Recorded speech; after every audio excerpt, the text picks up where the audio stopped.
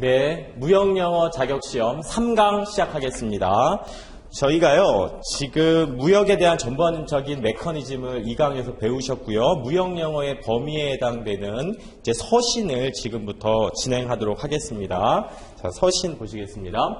2절, 책은요, 교재 우리 10페이지에 있습니다. 2절 무역 서신 한번 보시겠습니다. 그 위에 매매계약 당사자의 그 명칭이 있지 않습니까, 여러분? 거기서 우리는 매매계약에서는 셀러와 바이어고, 그 다음에 무역관계에서는 엑스포터랑 임포터, 요 두 개만 좀 기억하시고요. 나머지는 우리 진도를 나가시면서 자연스럽게 이해가 되실 거예요. 그때 보실 수 있습니다. 이렇게 다양하게 당사자의 이름이 변한다는 걸 알 수 있습니다. 그리고 무역 서신 가시겠습니다. 무역 2절에 무역 서신의 원칙. 첫 번째, 오시스 원칙이라고 있죠. 오시스 원칙. 4가지의 원칙이 되겠습니다. 그 전에 여러분들께서는 무역 서신이라는 걸 거기다 한번 좀 적어 놓으세요. 무역 서신이 뭐다? 의사통신문이다. 전달문이다. 통신수단의 발전에 따른 분류가 되겠고요. 과거의 편지부터 케이블, 그리고 텔렉스 이렇게 있었습니다. 이 세 개는요, 물리적으로 전달 시간이 좀 있습니다. 물리적 전달 시간이 필요하다. 그러니까 시간이 오래 걸린다는 얘기죠. 편지 같은 경우도 이제 우편하시는 분들을 통해서 전달될 것 때까지 수일은 소요가 되잖아요. 케이블 같은 경우는 어떻다? 예를 들어서 수출상이 있고요. 자, 보세요. 수입상이 이렇게 있을 때 수출상이 우체국에 가서 전보를 작성합니다. 그래서 우체국이 받은 전보를 상대 국가에 있는 우체국에 전달하고 우체국이 이렇게 전달하는 겁니다. 그래서 수출상의 의사가 수입상에게 전달될 때까지 일정 소요가 걸립니다. 시일이. 우체국을 통해서 전보로 이동을 하니까, 케이블로 가니까. 자, 그리고 텔렉스 같은 경우에도 과거에 회사마다 텔렉스 번호가 있었습니다. 저게 글자 수당 비용이 나가거든요. 그래서 과거에 약어를 좀 사용했습니다. 우리 텔렉스 같은 경우에는 비용이 나가기 때문에 약어를 사용했다. 약어 사용. 그래서 여러분 다 아시겠지만 우리 이런 거 있지 않습니까? 예를 들어서 선적 같은 경우 이렇게 표현합니다. 모음 빼고 SHPT 하면 이게 선적을 의미하는 거예요. 선적. 아시겠죠? 이런 식의 약어를 많이 사용했다. 돈이 좀 드니까. 그리고 케이블 같은 경우는 우체국을 이용해서 배달원 분들을 통해서 전달을 받았다. 시간이 좀 걸렸다. 이런 얘기입니다.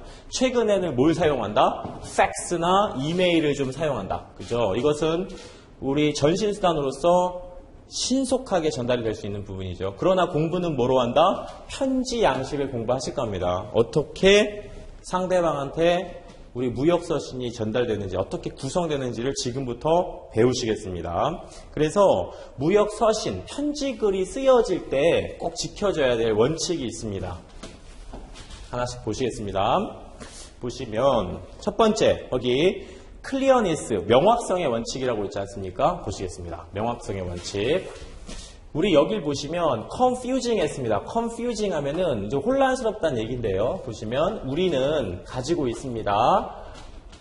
당사는 귀사. 이걸 당사라고 합니다. 당사. 우리 회사는 귀사. 상대편 회사를 높여서 귀사라고 합니다. 귀사에 최근 주문을 가지고 있습니다. recent order라면 최근 주문이 되지 않겠습니까? 최근 주문을 가지고 있습니다. 그런데 도대체 최근이라는 것이 모호합니다. 혼란을 유발할 수 있어요. 사람마다 기준이 다르지 않습니까? 그래서 명확하게 써야 된다. 서신에 대해서는 최근 주문 애매모호하다는 얘기죠. 그래서 여러분들 꼭 글을 쓰실 때는 이렇게 쓰셔야 됩니다. 우리는 가지고 있다. 당신의 주문 넘버 500 그리고 날짜까지 써 있죠. 정확하게 주문 번호과 날짜가 기재되어 있죠. 뭐에 대한? 900피스에 대한 우리 가죽 핸드백에 대한 정확하죠. 이렇게 명확하게 글을 썼습니다. 이런 걸 바로 명확성, 클리어니스. 자, 말합니다. 어렵지 않으시죠? 이렇게 명확해야 한다. 이런 얘기가 있었고요. 두 번째 보시겠습니다. 명료성 그리고 정확성이 있습니다. 명료성과 정확성이 있는데요. 잘못된 것 그리고 올바른 것 보시겠습니다. fabric as well as. 이 부분이 여러분 좀 중요해요. as well as. 우리 문법 문제도 나오는데요.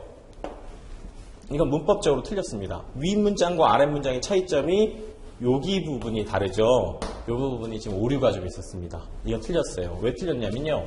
여러분이 좀 아셔야 될 것은, 자, 지금 필기하십니다. 우리 영어에서 as well as는 누구랑 똑같은 거냐면요. not, only, a, 뭐랑 똑같다? but also, b랑 똑같다. 기억하셔야 됩니다. 그럼 이게 무슨 뜻이다? A뿐만 아니라 B도 이런 뜻입니다. A뿐만 아니라 B도란 뜻이죠. 자, 같은 게 뭐다? 여러분 꼭 기억하실 것은 B가 먼저 나오고요. as well as A가 됩니다. 그래서 여러분들 여기 A하고요 B하고 위치가 이렇게 크로스로 자리 바꿈을 했죠. 이 부분을 꼭 기억하셔야 됩니다. 예를 들어서 부모님께서 나에게 옷도 사주시고 신발도 사주셨다. 이런 글이 있다고 치면 신발 먼저 나오고 as well as 옷이 뒤로 빠지는 거예요. 이렇게 문장이 전환이 되면. 아셨죠? 이 부분 꼭 기억을 하시고 그보다 더 중요한 것은 이 뒤에 여러분 동사가 나올 수 있어요. 동사가. 이 동사를 어디다 맞춘다? 문법적으로 정확하게. 이런 걸 상관 접속사라고 합니다. 여러분. 상관 접속사에서는 무조건 원칙이 동사를 어디다 맞춘다? B에다가 맞추게 되어 있습니다. B. B가 주어 역할을 하는 겁니다. 쓸게요. B에 일치시킨다. 여러분 토익 실력도 많이 늘어날 수 있어요. 저한테 수업 배우면. 그래서 B에 일치시킨다. 요걸 꼭 기억하셔야 됩니다. B에 이렇게 일치시켜야 됩니다. 그래서 여기 보시면 첫 번째 문제는 레이스와 섬유, 레이스뿐만이 아니라 섬유들이 하고 복수 처리를 했잖아요. 그러시면 절대 안 되고요. 요 앞에 있는 the fabric이 주어가 됩니다. 요 녀석이 주어가 돼서 동사는 was가 되는 것이 맞습니다. 아셨죠? 꼭 기억하셔야 됩니다. be as well as A가 될 테고 주어는 앞에 있는 fabric이다. 그래서 was라는 단수동사, 복수가 아니라 한 개짜리, 한 개잖아요. 지금 단수동사가 있어야 되겠다. 기억을 하시고 다시 한번 제가 복습 한번 해드리겠습니다. either이란 단어가 있어요. either A or B란 뜻이 있죠. 이 무슨 뜻이죠? A 또는 B가 되겠습니다. A 또는 B. 잘 나옵니다. 이거 A 또는 B가 될 텐데 이 뒤에 동사는 어디다 맞춘다? 이 친구한테 맞춘다. 아셨죠? 이 친구한테. 그래서 동사는 B에다가 맞춘다. 요거 한번 꼭 기억을 하세요. 역시 B에 맞춘다. 제가 한 번만 문제를 더 내겠습니다. 한 번만. 자, 보세요. He as well as I am rich. 나뿐만 아니라 그 사람도 부자다. 얼핏 보면 이 문장은 맞는 것 같습니다. 그러나 이 문장은 틀렸습니다. 왜죠? 요게 as well as가 가운데 있고 주어는 I가 아니라 he가 되겠죠. I 다음에 am 나오는 건 전혀 어색하지 않지만 am이 아니라 누가 답이다? is가 답이다. 아셨죠? 이렇게 이해하시면 되겠습니다. 아하, 이런 문법 문제까지 출제가 되는구나. 네, 제가 언급 드리는 것만 정확하게 이런 부분에 대해서 숙지하시면 되겠습니다. 그리고 세 번째, 지금 보십시오. 지금 윗문장하고요, 아랫문장하고요, 같은 얘기입니다. 이 다수의 줄로 이루어진 이 글과 아래가 같은 건데요. 글을 쓸 때는요, 중구난방, 중언부언하면 안 되고 명확하게, 간결하게 작성을 해야 됩니다. 여기 보세요. 우리는요, 기쁠 것입니다. 당신에게 보내서 우리의 뭐에 대해서 우리 소책자입니다. 소책자. 머시너리 하면요. 이 단어도 기억하셔야 됩니다. 소책자고 머시너리 하면 기계유입니다. 그리고 as requested 하면 이것도 별표 치실까요? 요청된 대로입니다. 아주 잘 나옵니다. 여러분 이런 거 따로 정리하셔야 됩니다. 이렇게 해서 기억하시면 되고요. 이런 얘기들은요. 길고 간결하고 간결한 쪽으로 포커스를 맞추셔야 된다. 이런 얘기가 되겠습니다. 우리가 당신에게 우리의 소책자, 머시너리와 관련된 소책자를 요청하신 대로, 요청받은 대로 보내드려서 기쁩니다. 이런 얘기가 되겠죠. 해석을 하시면 됩니다. 그리고 예의성이 있어야겠죠. 예의성. 네 번째, 상대방과 상호 우호적으로 예의를 갖추어서 문장을 작성한다. 이렇게 되어 있습니다. 거기 11페이지에 보시면은 4번의 예의성 밑에 그 번호, 넘버링들을 보시겠습니다. 상대방의 관점에서 작성하는 것이 좋다. 거기 첫 번째 줄 보시면 I want to 11페이지에 4번 예의성의 1번 문장의 예문을 보시는 겁니다. I want to visit your office. 나는 원합니다. 당신의 사무실을 방문하기를 원합니다. During this period. 이번 기간 동안에. 여기서 여러분 want to에다가 한번 밑줄 쳐보세요. want to. 우리 무역서신에서는요. want to를 사용하지 않습니다. 왜냐하면요. 너무 직접적인 표현이거든요. 너무 허물없다고 해야 되나? 나는 원해. 이거는 쓰지 않습니다. 예의에 어긋나는 표현이거든요. 그렇죠? 그래서 want to에다가 형광펜 칠하시고 쓰지 않는 것이 좋다라고 기재해 놓으십시오. 2번, 명령조보다는 would나 could를 사용해서 정중한 영어로 쓴다. 상대방한테 선적하시오 또는 금액을 줄이시오 이렇게 하면 안 된다는 거죠. 예의 없이. 어떻게 한다? 그래서 would you, could you 하면 가장 정중한 표현이 됩니다. would you 해주시겠습니까? 여러분 다 아시다시피 would you, could you 한번 적어보실까요? 계속 여러분 입으로요. 계속 구두로 말씀을 하셔야 되고 손으로도 쓰셔야 됩니다. 우리 공부라는 것이 잠깐 이제 여담인데 안에 있는 것을요 소리를 통해서 끄집어내는 것이 바로 공부입니다. 그러니까 제가 수업을 하다가 이렇게 어떤 분들한테 이렇게 질문을 드려요. 그러면은 대답을 하시는 것을 조금 꺼려하시는 분들이 있습니다. 대답이 안 나올 수도 있고요. 그런 것은 자신이 실력이 아닙니다. 입으로 끄집어낼 수 있는 것이 내가 진정으로 안다라는 겁니다. 메타인지라는 게 있는데요. 우리 입으로 발현할 수 없는 건 아는 게 아니다라고 해요. 안다라는 느낌만 갖고 있을 뿐, 배웠다라는 어떤 안도감만 있을 뿐, 내 입에서 나가지 못하는 것은 지식이 아니에요. 그걸 메타인지, 메타지식이라고 합니다. 여러분도 그러니까 자꾸 구두로 하시는 연습, 하세요. 그래서 다시 말씀드리지만, 쿠주, 우주 이런 것들이 대표적인 정중한 표현이다. 뭐뭐 해주시겠습니까? 이런 걸 써야 돼요. 뭐뭐 해주시겠습니까? 라는 표현이 되겠죠. 이렇게 기재하십시오. 그리고 거기 밑에 보시면은 부정적인 내용일 때는 상대방을 주어로 쓰지 않는 것이 좋으며 이유를 포함함으로써 예의를 지키는 것이 좋다. 거기 첫 번째 예문 보세요. You delayed. 너는 지연시켰다. delivery. 인도를. 이렇게 하시면 안 돼요. 너가 지연시켰다. 부정적인 내용에서 주어를 상대방으로 하면 안 된다라는 겁니다. 그럼 어떻게 한다? 자, 거기 밑에 보시면 이유까지 이렇게 달아가지고 하시는 거죠. 더 좋은 것은 unfortunately, 불행하게도 we have experienced, 우리가 경험했다. 뭘 경험했다? repeated delays. 그래서 반복된 어떤 지연, 지체를 경험했다. 이런 식으로 부정적인 것에 대해서는 상대를 주어로 하지 않고 우리를 주어로 하는 것이 예의가 있겠다. 이런 얘기를 좀 기억하시고요. 4번, 수동태를 활용하는 것이 좀 더 예의를 지키는 표현이다. 여기서 보시면 바로 첫 번째 예문, you are requested. 당신은 요청됐어요. 이러면은 너무 건방지다고 해야 되나요? 그렇게 하면 안 되죠. 그래서 사물을 주어로 하시는 두 번째 문장을 보세요. Your prompt answer. 그래서 신속한 답변이 would be highly appreciated. 그래서 would는 뭐뭐일 것이다. highly는 매우란 뜻입니다, 여러분. 매우 appreciated. 우리 감사할 겁니다. 이런 얘기죠. 그래서 신속한 답변을 부탁드린다는 얘기예요. 그래서 지금 사물주어가 나오니 좀 더 예의가 있는 것처럼 느껴지죠. 당신이 요청됐어요. 이러면은 약간 예의에 어긋나는 겁니다. 오히려 사물을 주어로 하는 것이 합리적이다. 이렇게 기억하세요. 그리고 12페이지에 5번에 캐릭터가 나오고 있습니다. 캐릭터는요. 자, 캐릭터 완전성이죠. 완전성. 거기서 보면은 completeness 해서 완전성 하시겠습니다.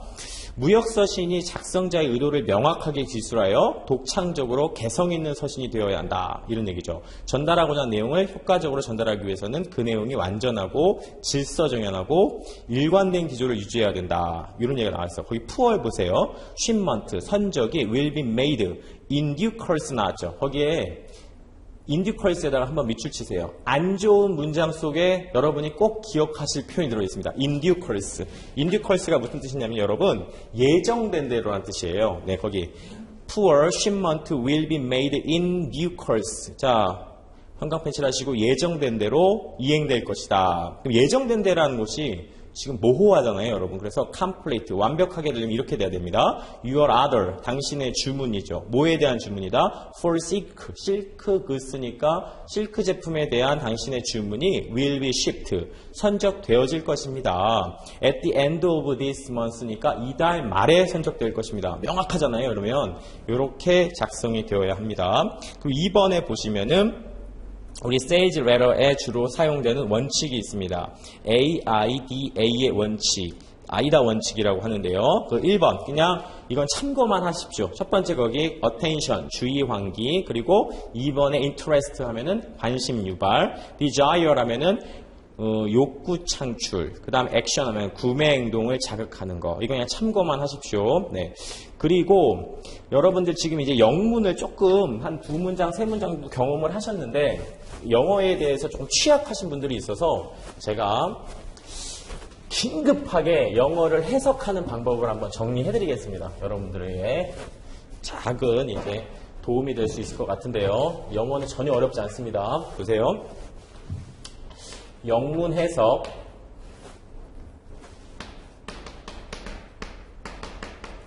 긴급 정리. 영문 해석 긴급 정리하겠습니다. 자, 보세요. 요것만 잘 따라오시면요. 해석에 전혀 어려움이 없습니다.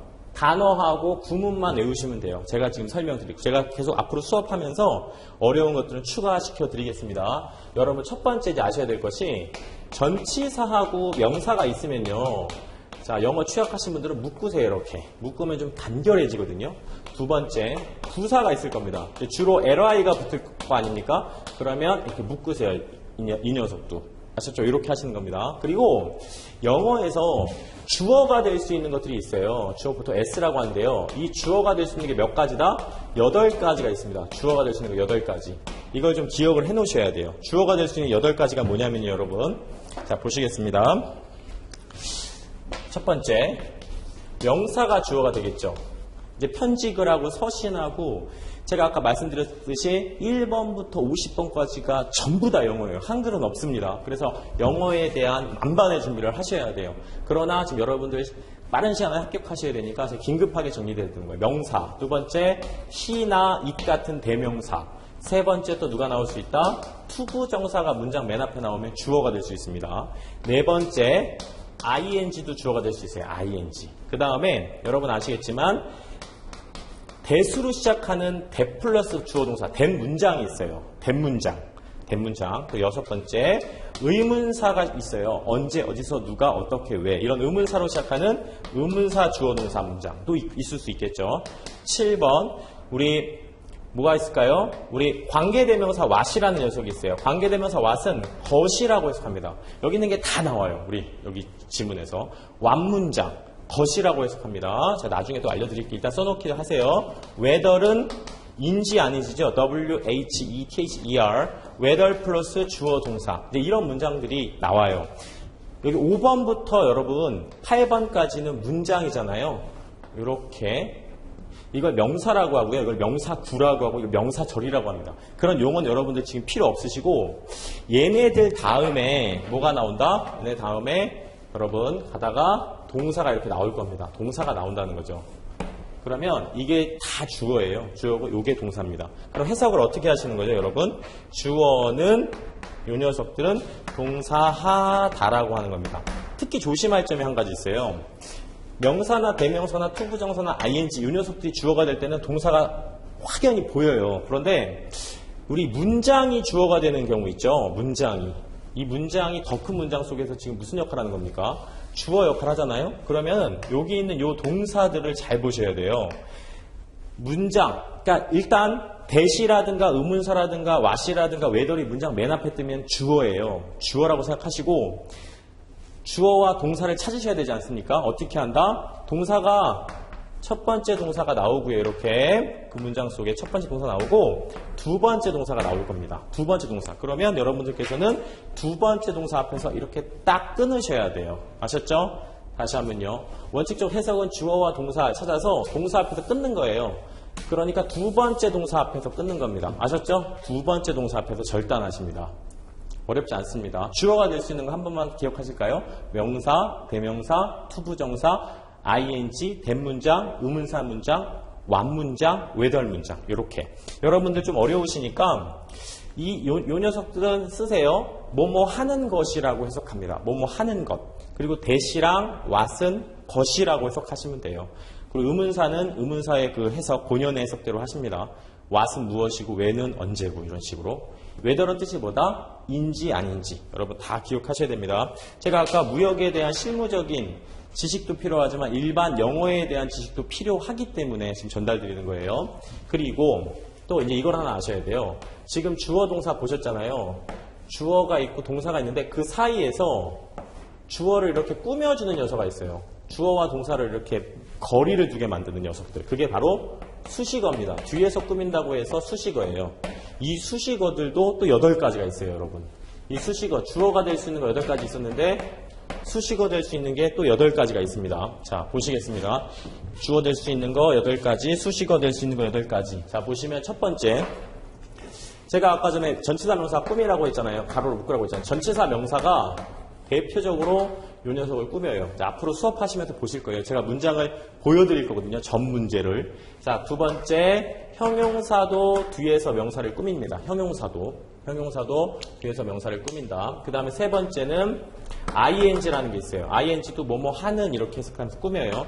네 번째, pp는 뭐뭐 된 이런 식으로. 제가 해석을 한번 써드릴게요. 이거는 잘 나오니까. 뭐뭐 하는, pp는 뭐뭐 된, 뭐뭐 신, 뭐뭐 받은 뭐 이렇게 해석을 합니다. 그리고 다섯 번째, 투부정사도 있습니다. 투부정사도 해석을 뭐뭐 하는 이렇게 합니다. 아셨죠? 예를 들어서 사무실에 쓰는 컴퓨터. 자, 예를 하나 들어볼게요. 컴퓨터 to use 하잖아요. 어떻게 해석한다? 사용하는 컴퓨터입니다. 아셨죠? 사용하는 컴퓨터. 그리고 6번 자 보세요.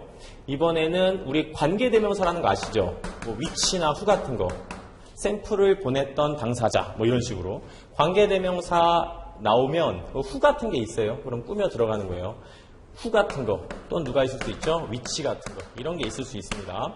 그리고 7번 또 뭐가 있죠? 관계 부사. 자, 무역 영어에서 지금 영어에 대한 것들을 배우시고 계세요. where, 장소의 where이고 시간의 when 뭐 이런 것들이 있습니다. 4개 있잖아요. 이유의 why, 방법의 how 이런 게 나오면 꾸미는 거예요. 저 앞에 있는 주어를. 8번 마지막 하나 뭐죠? 동격이 있어요. 동격. 동격은 뭐 쉼표 동격도 있고요. 대동격도 있고요. 뭐 오부 동격도 있는데 이런 게 나옵니다. 쉼표 동격이랑 대동격이랑 이런 게 나오면 묶어서 앞에 있는 명사를 꾸며주시면 돼요. 아셨죠? 이렇게 하시고 일단 써놓으시고 이걸 꼭 기억하셔야 돼요. 그럼 제가 수업할 때 이것은 수식어로서 꾸미는 겁니다. 말씀을 드릴 거예요. 또 하나 여러분들께서 또 기억하셔야 될 것이 바로 이겁니다. 앞으로 투부정사라든가 ing가 이렇게 나와요. 근데 이 ing가 뒤에 있는 명사를 꾸미는 관계가 아니라면 요 뒤에 있는 요 명사에 대해서는 여러분들 해석을 좀 이렇게 하세요. 앞으로 해석 연결이 안 되시거든요. 을르리라고 하시면 편합니다. 을르리라고. 네, 예를 들어서 보시면 나는 자 만난다 하고서 마침표 딱 끝나면 문장이 어색하잖아요. 나는 만난다. 그럼 만나는 대상이 꼭 있어야 되는 겁니다. 자, 그래서 누구를 만난다? 예를 들어서 탐을 만난다. 그럼 탐이 꼭 와야 되죠. 탐이 목적어입니다.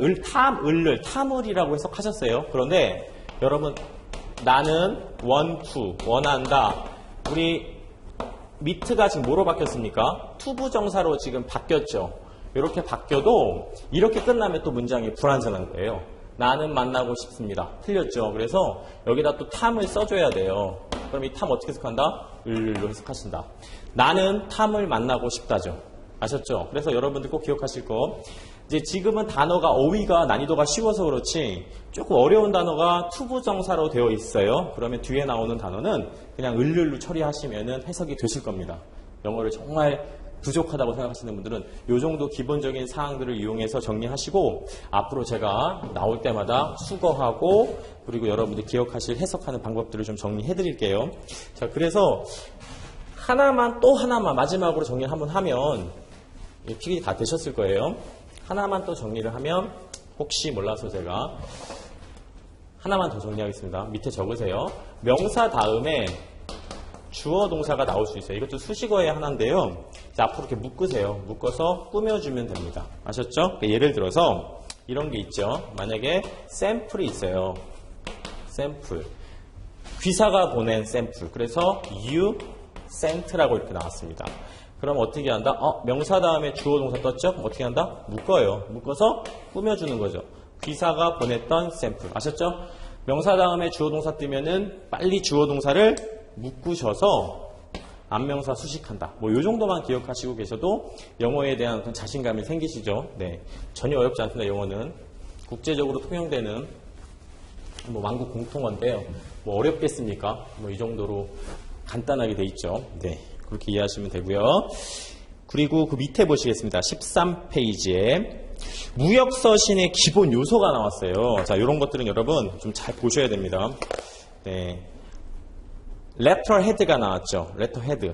그 그림이 이렇게 있는데 그림은 이제 잠시 후에 보시고요. 밑에 무역서신의 기본 요소라고 되어 있습니다. 그죠? 무역서신의 기본 요소. 첫 번째 1번. letterhead가요. 서두라고 되어 있습니다. 거기 뭐라고 되어 있어요? 서신 상단에 위치한다고 했죠? 그래서 이제 이런 겁니다. 그림을 하나 그려놓으시면 우리 기업 서신을 보면 어떤 문서 양식 보면 여기에 대기업 같은 경우에 이렇게 로고가 들어가 있습니다. 현대나 삼성이나 LG나 이렇게 로고가 들어가 있고요. 그 로고에 이 대기업의 주소라든가 연락처 같은 게 이렇게 기재가 돼 있어요. 그걸 레터헤드라고 합니다. 이걸요 거의 디자인화 돼 있습니다. 이건 디자인으로 정리가 딱 돼 있어요. 인쇄가 돼 있는 거죠. 디자인화 돼 있다는 얘기입니다.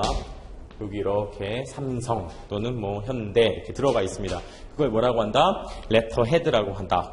서신 상단에 위치한다. 발신자의 상호하고 주소, 전화번호, 팩스 번호 등이 기재된다. 아셨죠? 그리고 그 밑에 2번에 보시면 날짜가 이제 오른쪽 상단에 날짜가 들어갑니다. 날짜가 들어가시고 3번에 보시면은 자 인사이드 어드레스라고 있습니다. 인사이드 어드레스는요 수신자 주소입니다. 이 자리에 이제 위치하게 될 건데 이 자리에 이 서신을 받는 수신자의 주소가 나와요. 그럼 여러분 송신자의 주소는 어디 있어요? 수신자의 주소는 있고 송신자의 주소는 여기 있죠. 아까 전에 레터 헤드에 있다고 했습니다. 말씀드렸어요. 그렇게 있다. 그래서 넘기시겠습니다. 그리고 4번에 보시면 자 salutation에서 서두 인사가 되겠죠.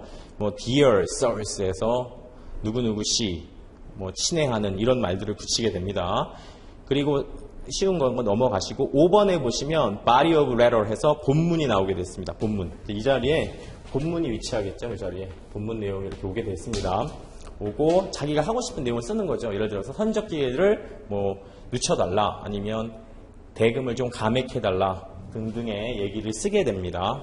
편지의 어떤 핵심적인 사항들을 쓰게 되고 그 다음에 우리 complementary 하면은 끝맺음 인사가 되잖아요. 끝맺음 인사로 대문자로 하고 마지막에는 컴마를 찍는다. 우리 끝맺음 인사 중에서 뭐 잘 나오는 것이요. yours 뭐 이런 게 있습니다.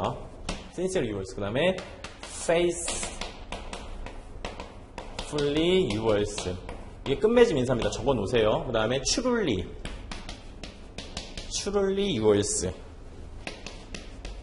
뭐 이런 게 있죠. 이런 게 뭐 마지막에 인사하는 거죠. 안녕히 계세요 식으로. 그 다음에 이건요 자리를 이렇게 자리 이동해도 가능합니다. yours하고 truly를 바꿔도 돼요. yours faithfully, yours sincerely 이렇게 바꿔도 마지막 인사가 된다. 이렇게 필기하시고요. 네, 되셨죠? 이렇게 해서 인사까지 보셨고 거기에 밑에 보시면은 자 complementary clause 그래서 결미 인사가 되겠습니다. 자 보시고 우리 7번에 이제 뭐가 나왔습니까? 시그너처로 해서 서명이 나오는 거죠. 서명 나왔고 이제 주요소는 끝났고요. 보조 요소를 좀 보겠습니다. 보조 요소 보면은 1번에 reference number 나오죠. reference number가 참조 번호입니다. 참조 번호 옆에다 써놓으세요. 이거는 실무에서 이제 아실 텐데 서류를 철할 때 찾기 쉽게 번호를 부여해 놓는 거예요. 그게 바로 reference 참조 번호입니다. 그래서 서류를 철할 때 찾기 쉽게 번호 붙이는 거. 그 다음에 그 2번에 attention line 이게 이제 참조인이잖아요. 그러니까 이겁니다. 받을 사람의 이제 이름을 써놓는 거예요. 그래서 예를 들어서 김대리한테 보낼 때 그 써놓는 거죠. 이렇게 김대리라고 특정 부서나 특정인에게 신속하게 전달하기 위해서 기재하는 란이 되겠고요. 상당히 쉽습니다. 여러분 지금 하는 것들. 자, 처음이라서. 그 다음에 표제명이 나오죠. letter subject. 이것은 뭐냐면요. 우리 메일 쓸 때도요. 메일 제목 쓰잖아요. 메일 제목이라고 생각하시면 됩니다. 메일 제목. 예를 들어서 선적을 늦춰주시오.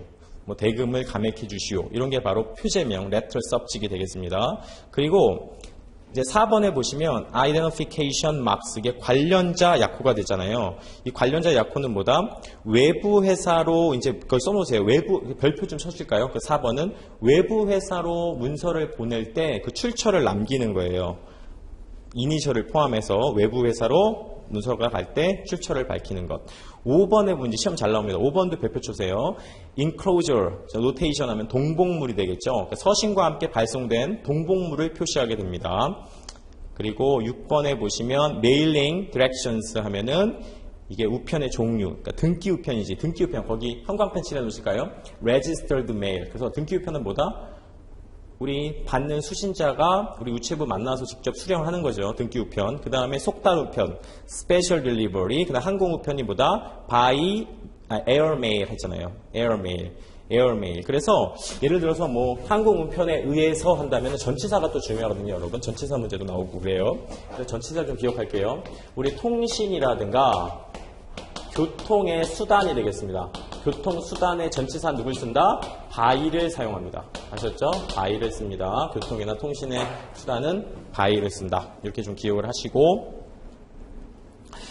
됐습니다. 그리고 7번 보시면 카본 카피 노테이션 나오죠. 이건 사본 배부처라고 하는데요. 여러분 그거 기억하시면 됩니다.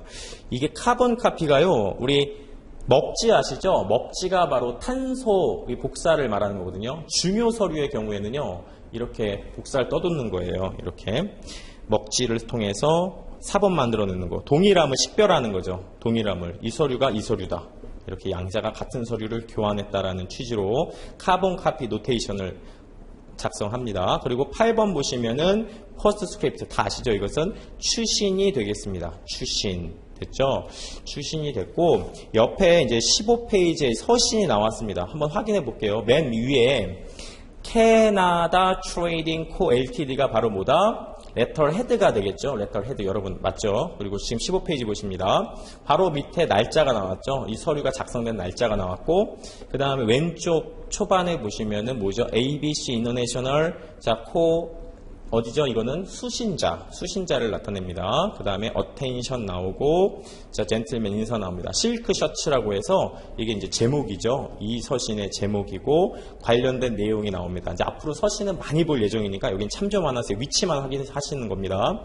그 바로 밑에 보니까 yours very truly 해서 끝맺음 인사가 나오고 이제 서명이 나오고 있습니다. 그 다음에 JHMH 이런 것들 우리 identification marks 이런 것들이 표현되고 동봉물 나오죠. enclose 카탈로그랑 price list 가격표가 이제 동봉되었습니다. 그리고 CC 쭉 나오고 그 다음에 PS 추신사항들 나오고 그렇게 이해하시면은 우리 사본 배부처랑 그리고 추신까지 해서 다 이해를 하셨습니다, 여러분. 아하, 서류가 이렇게 작성되는구나. 이제 여러분들께서 기억하셔야 될 건 이게 정형화가 되어 있다는 얘기죠. 그래서 잘 안 바뀝니다. 메일 보낼 때도 이런 식으로 보내는데 맨 위에 상단에 레터 헤드에 송신자 넣고 왼쪽 초반에 수신자 넣고 그리고 이제 관련 내용 가운데 쓰시고 하면 됩니다. 그러니까 전혀 어렵지 않죠. 그렇게 가시면 되고요. 이제 지금부터 이제 보셔야 될 것은 이제 무역 서류가 되겠습니다. 무역 서류가요. 우리 거기에 이제 기재가 여러분들께서 이제 좀 수기로 쓰셨으면 해서 처음에 좀 이해를 하기 위해서 우리 무역 서류라는 것은 이제 교재상에 지금 좀 써놓으세요. 우리 몇 페이지 써놓으시냐면 그 16페이지, 15페이지 이런 데다가 아니면 메모장을 하나 준비하셔가지고 써놓으시면 되겠습니다. 요건 안 쓰셔도 돼요. 이해 차원에서 하나의 거래를 성사시키고 이행하기까지에는 많은 서류가 필요하고 대부분이 정형화되어 있다. 자, 제가 이걸 지금 왜 말씀드리냐면 우리 무역 영어의 범위 아까 있잖아요. 무역 영어의 범위가 뭐였죠, 여러분? 한번 말씀해 보세요. 첫 번째, 지금 방금 살펴본 무역 서신이다. 두 번째가 뭐다? 무역 암기 벌써 되셨죠? 서류다. 그래서 그 순서 차원에서 제가 먼저 선제적으로 전달 드리는 거예요. 세 번째가 뭐다? 국제적으로 지켜야 될 법리, 규범이다. 국제 법규. 네, 이런 것들을 좀 이 순서대로 지금 제가 전달 드리기 위해서 여러분 체계 차원에서 전달 드리는 거예요. 그래서 하나의 서류를 성사시키고 이행하기까지 많은 서류가 있어야 된다고 했어요. 우리 아까 3대 서류가 뭐 있다고 했죠? 3대 서류. 기억하세요? 무역의 3대 서류. 암기하셔야 되죠? 한번 따라해보세요. 상업송장, 그리고 뭐 있죠? 또 운송서류, 그렇죠. 대표적인 게 DL, 그 다음 뭐 있었죠? 보험서류. 이렇게 기억을 하셔야 됩니다. 네, 여기까지 되셨죠? 주요 서류를 살펴보면 다음과 같다. 여러분 이제 메모장 하나 구비하셔가지고요. 쓰세요. 같이 쓰셔야 돼요. 왜냐하면 처음은 좀 필기를 귀찮으셔도 하셔야 체화가 된다. 이런 말씀 좀 드릴게요. 자, 첫 번째. 우리 성립과정에 쓰이는 서류를 한번 보겠습니다. 성립과정에는 뭐가 쓰인다? 가격표라는 게 쓰인다. 아까 전에 동봉된 거 보셨죠? 제품의 가격에 대한 얘기입니다. 우리 견적서, 쿼테이션이라는 게 있는데요. 귀사에게 얼마의 가격으로 판매를 하겠다라는 견적 내주는 거죠. 외부 견적서에 해당합니다. 그리고 3번 같은 경우는 아까 보셨어요. 청약서. 청약 아시죠? 청약서가 뭐다? 한번 정의 다시 할게요. 청약자가 피청약자에게 보내는 계약을 성립시키고자 하는 확정적인 의사표시다. 그런 의사표시가 담겨있는 서류가 바로 아포시트예요. 아셨죠? 아포시트가 되고 주문서는 우리 구매하는 자가 주문서를 넣는 거예요. 사고 싶다라고. 그렇죠. 그리고 판매 확인서, 그리고 구매 주문서 뭐 이런 게 있는데요. 요거는 여러분 그냥 쓰시고 영어 단어를 좀 보세요. 왜냐하면 실무에서 이 purchase order가 상당히 중요하거든요. 일명 PO라고 합니다. PO. 일명 PO. 제가 여러분 귀찮게 해드리려고 하는 것이 아니라 쓰셔야 됩니다. 그래야 암기가 좀 되시거든요. 판매 확인서라는 건 뭐냐면요. 우리 매도인이 물건을 파는 거 아닙니까? 판매 확인서 2부를 작성해요. 이렇게 2부를 작성해서 여기다가 서명을 합니다. 서명을 이렇게 서명을 해요. 2부를 똑같은 자기의 서명을 해서 누구한테 보낸다? 매수인한테 보내요. 매수인한테 이렇게 보내요. 똑같이 서명 이렇게 서명하고 서명해서 보내면 이걸 받은 매수인이 옆에다가 서명을 또 해요. 본인도 서명을 해서 하나는 본인이 취하고 하나는 다시 돌려주는 거죠. 그게 바로 판매 확인서, 세일즈 노트라고 합니다. 이런 메커니즘으로 돌아가는 거예요. 그럼 구매 주문서는 뭐예요? 이번엔 구매 주문서는 누구 입장에서 하는 거다? 판매 확인서는 셀러 입장이고 구매 주문서는 바이어 입장에서 하는 거죠. 바이어 입장에서 똑같은 메커니즘으로 진행되는 겁니다. 자기가 구매 주문서 작성해서 서명해서 보내고 자 하나 돌려받고 이렇게 되는 거죠. 그리고 7번에 일반 무역 조건 협정서라는 게 있어요. 여러분 아까 전에 계약은 어떻게 성립된다? 벌써 대답하시는 분이 있죠. 청약과 승낙을 통해서 성립이 된다. 그리고 계약이 성립돼서 계약서를 막 쓸 거 아니에요. 그리고 이런 게 있어요. 일반 무역 조건 협정서. 이건 뭐냐면 일반적인 양자가 막 오랫동안 거래를 해요. 그럼 일반적인 너도 알고 나도 아는 그런 뻔한 사연들을 그냥 쭉 써놓고요. 계약 우리 건별 관계에서 이제 특징적인 것들이 달라질 수 있잖아요. 그런 것들만 이렇게 수정, 보완해서 쓰는 것이 바로 일반 무역 조건 협정서다. 예를 들어서 공통적으로 매거리에서 쓰이는 건 그대로 써 있어요. 그리고 아주 세세한 것들을 이렇게 변경해 가면서 쓰는 것이 일반 조건 협정서다. 그리고 매매계약서가 있잖아요. 매매계약서 같은 경우는 여러분들 써도 되고 안 써도 돼요. 청약과 승낙을 통해서 계약은 성립이 되거든요. 확정적으로. 그런데 이것을 작성해도 되고 안 해도 된다. 매매계약서는. 왜 그러냐면요. 우리 국제무역계약의 어떤 법적 성질 4가지를 좀 말씀드릴게요. 이거는 큰 흐름을 잡는데 중요합니다. 시험에도 잘 나오고요. 자, 무역계약의 법적 성질. 이것도 적으시고요. 이것도 옆에다가 적으세요. 네, 자꾸 적으셔야 됩니다. 본인이 쓰시고 입으로 자꾸 얘기하시고 그러면 합격하시는 거예요. 그리고 제가 아까 말씀드렸지만 무역영어만 합격하실 것이 아니라 뭐 무역관리사라든가 그 다음에 국제무역사 그리고 이제 저처럼 관세사 시험에도 도전하실 수 있어요. 이게 재미가 있거든요. 공부하시다 보면 또 되게 쉽습니다. 그러니까 자꾸 쓰시면서 우리 관세사 시험 같은 경우는 2차에 이게 쓰는 시험도 있거든요. 논술. 굉장히 상당히 많은 양을 씁니다. 그래서 여러분들 무역에도 재미를 붙이시면 차후에 그런 일도 있기 때문에 자꾸 쓰는 연습, 써야 이제 본격적으로 자신의 것이 됩니다. 무역계획 법적 성질. 4가지가 있습니다. 4가지는 기억하세요. 4가지가 뭐냐면요. 낙성계약이라고 합니다. 첫 번째 낙성계약. 낙성계약은 뭐냐면요. 되게 쉽습니다. 양자의 합의를 통해서 계약이 성립되는 거예요. 이거 좋니? 오케이, 좋다. 서로 합의하면 계약은 그냥 그 즉시 성립이 되는 거예요. 낙성계약. 청약과 승낙을 통해서 성립된다는 얘기죠. 그 다음에 쌍무계약이라는 게 있습니다. 이게 성질입니다. 이게 하나의 계약 안에 들어있는 성질이에요. 쌍무계약. 쌍무계약이라는 건 뭐냐면 쌍으로 의무가 있다라는 거죠. 그래서 여러분 다 아시겠지만 우리 매도인은 인도를 해야 될 물건 줘야 되고 매수인은 어떤 의무가 있죠? 결제해야 되는 의무가 있죠? 이게 바로 양쪽에 의무가 있다고 해서 쌍무계약이라고 하는 거예요. 그렇겠죠? 그 다음에 세 번째는 뭐냐면 유상계약이라는 게 있습니다. 유상계약. 유상계약은 대가, 유상, 금액이라고 생각하세요. 대가를 계약을 통해서 얻을 수 있다는 뜻이에요. 2번하고 3번하고 이게 반대적 개념이거든요, 여러분. 이거는 의무와 관련된 거, 내가 해야 되는 거, 돈 줘야 되고 물건 보내야 되는 그런 쌍무적 계약이라면 유상계약은 이 계약에 대해서 상대방으로부터 내가 얻을 수 있는 것, 취할 수 있는 것을 말하는 거예요. 예를 들어서 수출상은 인도를 통해서 뭐를 얻게 되죠? 상대편한테 반대급부로 돈을 받게 되죠. 그렇죠. 그리고 매수인은 돈을 줌으로 해서 상대방으로 뭐를 얻게 되죠? 물품을 얻게 되죠. 그렇게 대가를 얻게 된다. 금전적인 기타 이익을 취할 수 있다. 그게 바로 유상계약이라는 겁니다. 아셨죠? 쌍무계약. 이 두 개가 구분하셔야 됩니다. 그 다음에 마지막에 여러분 꼭 기억하세요. 분료식 계약이다. 분료식 계약. 나중에 이거 다 영어로 다 인포멀하다 다 보실 거예요. 분료식이라는 건 우리 계약서를 작성할 필요가 없다라는 겁니다. 자, 요식성이라는 건 꼭 정해진 형식으로서 계약이 성립됐다는 얘기인데 분료식, 이 불이 되게 중요합니다. 불. 자, 시험도 잘 나와요. 불이라는 건 뭐죠? 불. 아니라는 요식성이 없다는 얘기입니다. 즉 그래서 이 매매계약서는 써도 되고 안 써도 되는 거예요. 양자가 그냥 구두로서 물건 보내고 받고 결제해주고 할 수 있는 거예요. 이 불이 중요합니다. 요식성이 없다. 그러므로 모두 가능하다. 구두로도 말로도 가능하겠다. 이렇게 기억을 하시면 되겠습니다. 제가 최대한 쉽게 지금 설명드리고 있어요. 이런 게 성립 과정에서 등장하는 서류들이에요. 서류들.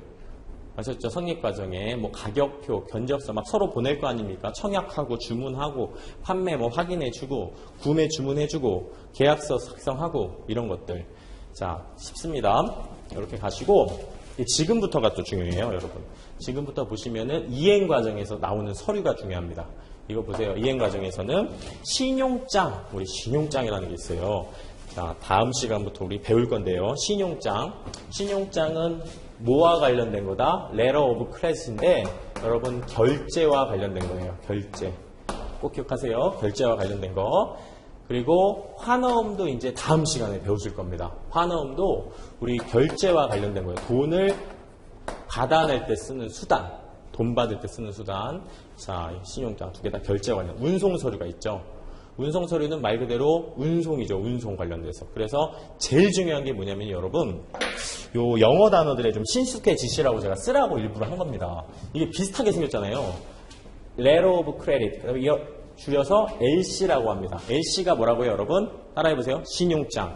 이건 돈을 줄 때 쓰는 용어다. 신용장. 그 다음에 환어음은 B2예요. B2. 이렇게도 나오고 Bill of Exchange라고 하기도 합니다. 이건 돈을 주고 받을 때 쓰는 어떤 수단이 됩니다. 환어음. 그 다음에 운송 서류는 Transfer Document. 운송 서류인데요. 제일 중요한 게 이거예요, 여러분. BL. 아까 BL 잠깐 얘기했죠. 혹시 기억하시는 분 계신가요? BL은 뭐다? 한진해운 같은 선박회사가 발행한 운송장. 물건 받았다라는, 수출할 물건 받았다라는 서류. BL. 그래서 여러분들 이제 별표를 좀 치실게요. 이 운송 서류가 굉장히 중요해요. 그 중에서도 선화증권 중요하죠. 운송 서류 중요하다고 제가 말씀드렸습니다. 빅3 중에 하나가 운송 서류. 이 두 개는 안 중요한 건가요? 독보적으로 중요합니다. 독보적으로. 자, 이것도 나중에 그래서 다음 시간에 배우시게 됩니다. 선화증권이라는 게 있어요. 이건 이제 항공에서 해상에서 쓰이는 거죠. 해상. 한번 써보세요. 해상에서. 해상화물 운송장도 해상에서 쓰이는 거죠. 우리 운송수단이 여러 가지가 있잖아요. 배로 가도 되고, 비행기로 가도 되고, 뭐 철도로 가도 되고 하는데요. 일단 해상에서 우리 쓰인다. 그 다음에 이 둘은요, 차이점이 있어요. 이건 나중에 제가 설명드리려고 하는데, 잠깐만 그냥 여담으로 들어보세요. 이 선화증권이 뭐냐면요, 권리성을 갖고 있어요. 선화증권. 지금 뭐냐면요, 네. 운송사가 발행한 선화증권을 갖고 있는 사람이 물건을 찾을 수가 있는 거예요. 가서. 내 물건입니다. 라는 그런 권리를 담고 있다. 제가 쉽게 말해서. 그러니까 선화증권이 없으면 상대방은 물건을 못 찾아요. 아셨죠? 그런 엄청난 성질을 갖고 있습니다. 권리증권. 권리증권이고, 이렇게 써놓으세요. 같이. 권리증권이고, 이것은 사고 팔 수도 있어요. 그걸 유통 가능하다고 합니다. 유통이 가능하다. 이렇게 기억하세요. 사고 팔 수도 있습니다. 그 다음에 요 해상화물 운송장은 역시 해상에서 쓰이는 건데 이것은 우리 유통이 안 된다. 이렇게만 기억하시고 그 차이점 두 개를 좀 구분하세요. 나중에 배울 거지만 선제적으로 계속 접하셔야 됩니다. 이 용어가 BL이다. 그 다음에 항공화물 운송장. 이건요, 어디서 쓴다? 항공에서 쓰는 거죠. 항공에서.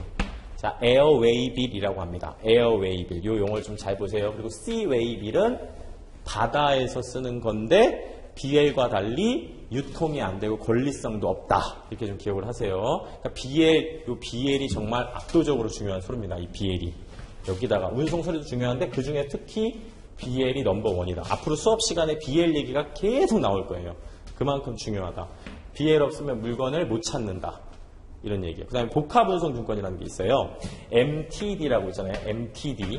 MTD는 복합운송 서류인데 복합운송은 여러분 이런 거예요. 처음 들어보신 분도 계실 텐데 이런 얘기입니다.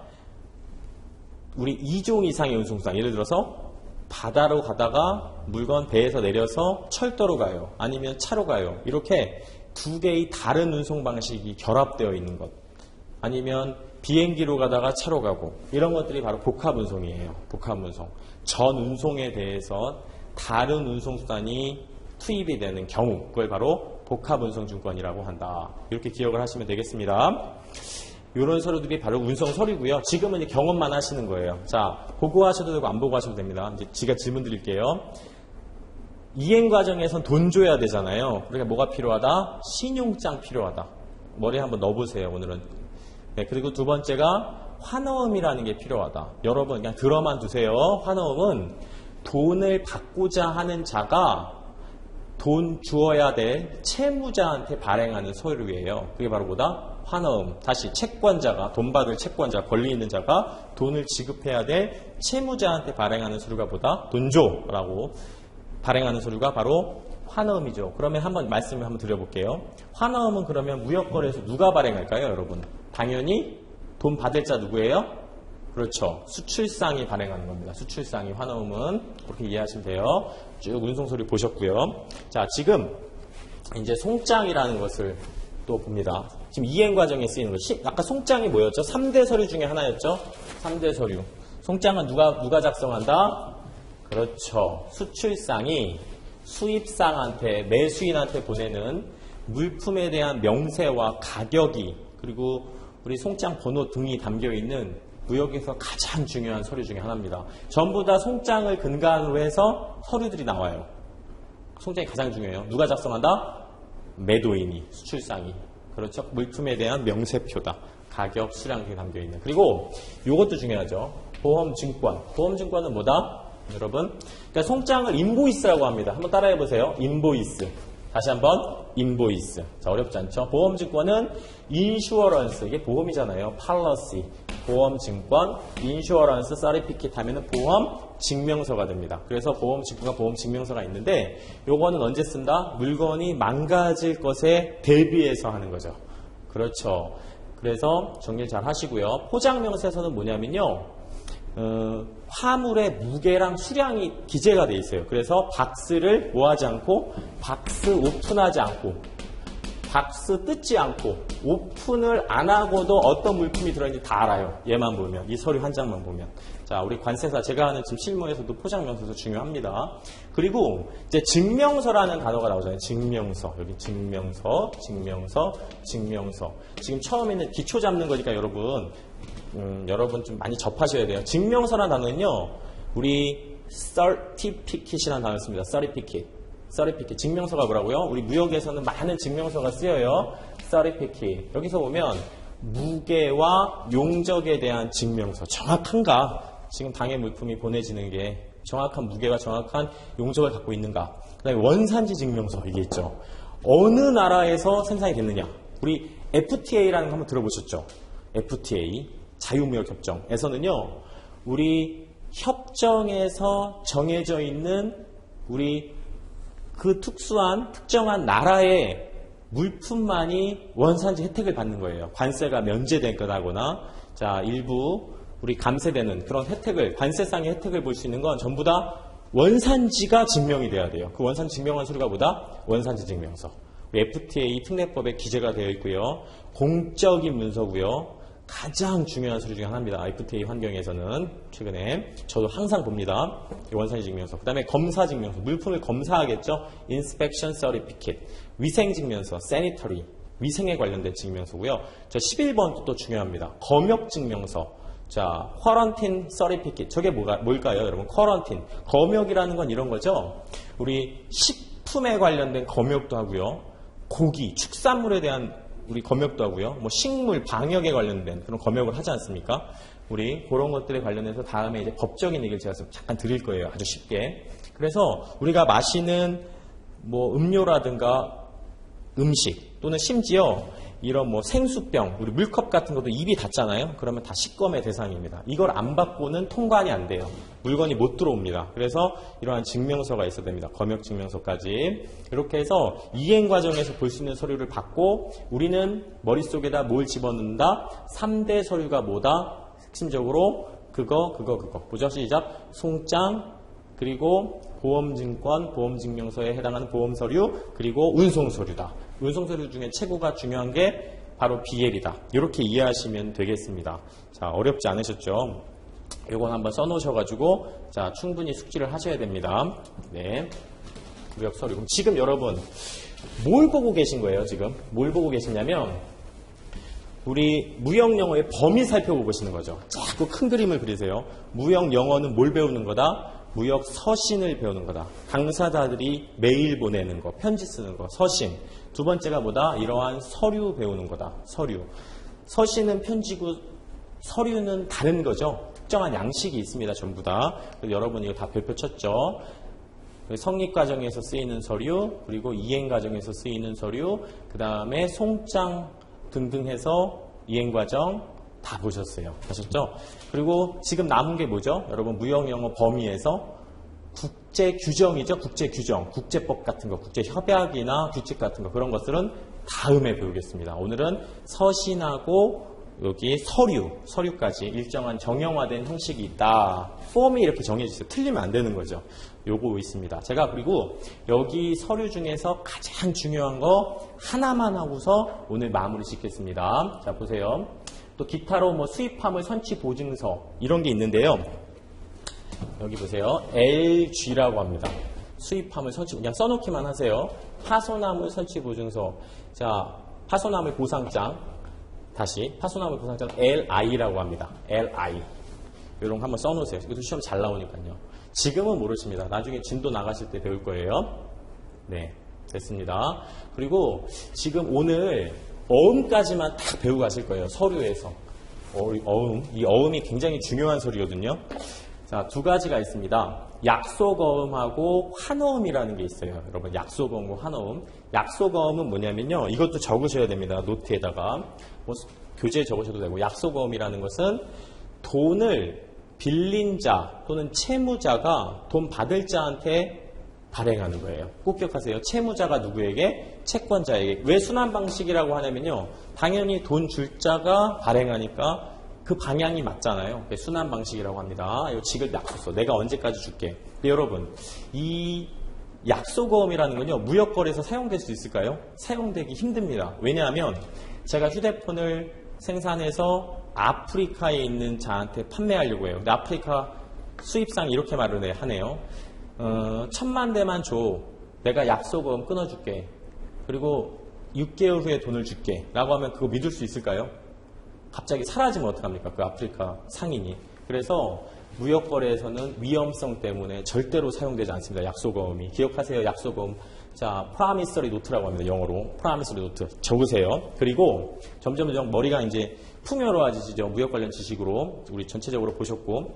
무역에서 너무 위험해서 사용이 안 돼 있다. 이해가 되시죠? 그리고 환어음이라는 것이 쓰인다. 이게 중요한 거예요. 환어음. 무역거래에서. 환어음.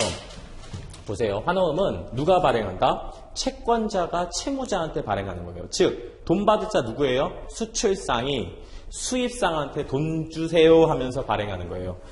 원래 돈 줄 자가 그 방향으로 오면 순환인데 돈 받을 자가 쏘기 때문에 역환 방식이라고 합니다. 아셨죠? 이런 용어도 잘 보세요.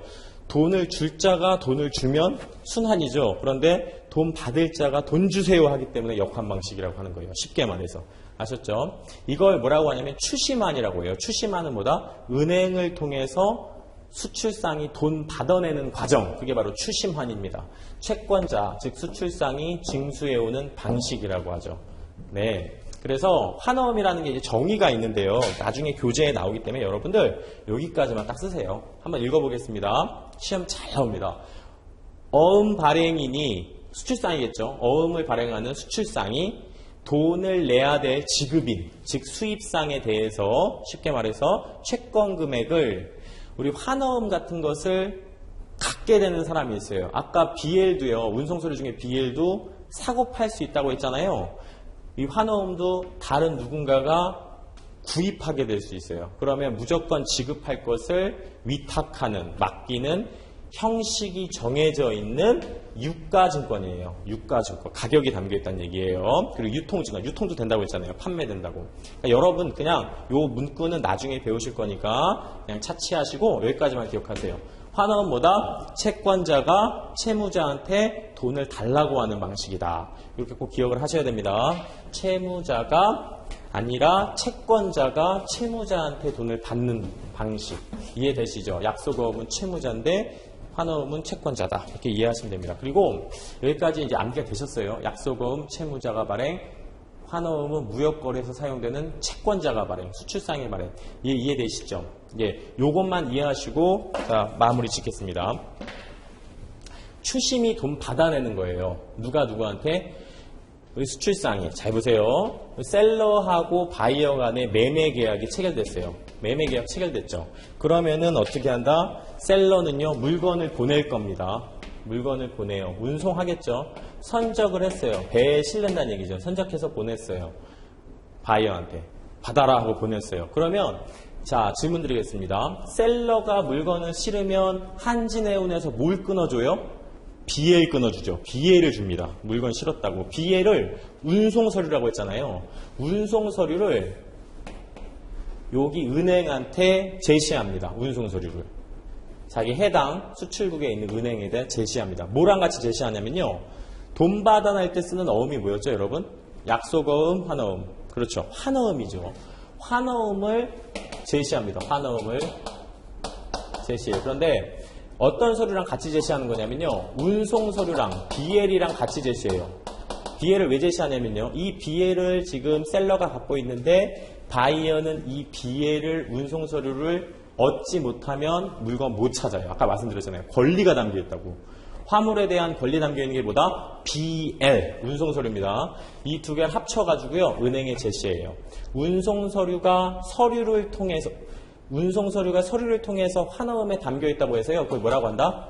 화환어음이라고 해요. 이거는 물품이 담겨있다는 게 아니고 물품이 서류로서 담겨있다는 얘기예요. 화환어음을 제시해요. 그러면 이 은행이요. 수입국 은행에 이걸 제시해요. 그래서 이 은행이 수입상한테 서류 왔다라고 줍니다. 이 두 개를, 화환어음을. 어음하고 BL을. BL 있어야 물건 찾잖아요. 그럼 얘가 채무자고 얘가 채권자입니다. 오잖아요. 그러면 이 바이어가 요 은행에 대해서 자기 해당 은행에 대해서 돈을 줍니다. 지급합니다. 지급. 돈을 줘요. 그리고 나중에 배우시겠지만 인수라는 행위도 합니다. 이건 나중에 이해하세요. 지급이나 인수를 하면 뭐를 얻게 되는 거예요, 이자는?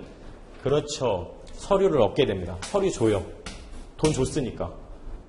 그렇게 해서 이 돈을 주는 거죠, 이 셀러한테. 그럼 셀러는 환어음을 통해서 돈을 받아낸 거예요. 은행한테 이렇게 거쳐서. 그럼 이 은행들은 뭐 하는 거예요? 이런 과정을 왜 참여하는 거죠? 수수료 받으려고. 은행 수수료가 들어갑니다. 아셨죠? 그럼 다시 한번 말씀드릴게요. 추심이라는 건 뭐다?